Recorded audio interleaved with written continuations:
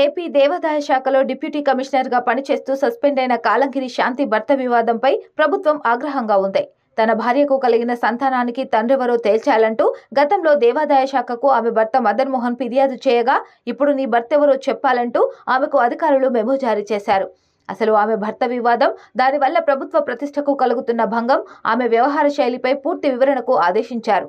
దేవాదాయ శాఖలో ఉద్యోగంలో చేరి 2020లో తన భర్త పేరు కె మదన్ మోహన్ గా సర్వీస్ రిజిస్టర్లో పేర్కొన్న శాంతి గత ఏడాది ప్రసూతి సెలవుకు దరఖాస్తు చేసుకున్న సమయంలోనూ ఇదే చెప్పారు.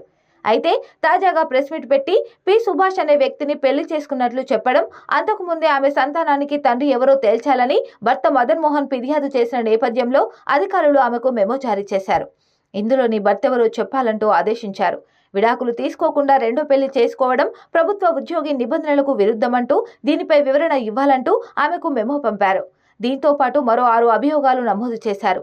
ఇప్పటికే సస్పెండ్ చేస్తూ 9 అభియోగాలు మోపిన అధికారులు ఇప్పుడు తాజాగా మరో 6 అభియోగాలు మోపారు. ఇందులో భర్త పేర్లు మార్చడం, దేవాదాయ శాఖ ప్రతిష్టకు భంగం కలిగించడం, కమిషనర్ అనుమతి లేకుండా ప్రెస్ మీట్ పెట్టడం, సాయిరెడ్డిపై గతేడాది పెట్టిన ట్వీట్, విశాఖలో అపార్ట్మెంట్ ఫ్లాట్ ఓనర్లతో గొడవ, ఉమ్మడి విశాఖ జిల్లాలో ఆలయ దుకాణాలు, భూముల లీజుల పొడిగింపు వంటివి ఉన్నాయి. విజయసాయిరెడ్డితో శాంతి అనుబంధంపై ఆమె భర్త మదన్ మోహన్ ఆరోపణలు చేస్తున్న వేళ గత ఏడాది మే 28న ఆమె పెట్టిన ట్వీట్పై అభియోగం నమోదైంది.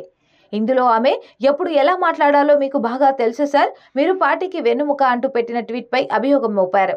ప్రభుత్వ ఉద్యోగిగా ఉంటూ నిబంధనలకు విరుద్ధంగా ఈ ట్వీట్ పెట్టారని అందులో పేర్కొన్నారు. మరోవైపు శాంతి డిప్యూటీ కమిషనర్గా విశాఖ, అనకాపల్లి, ఎన్టీఆర్ జిల్లాలో పనిచేసినప్పుడు చేసిన అక్రమాలపై విచారణకు అధికారులతో మరో కమిటీ వేశారు.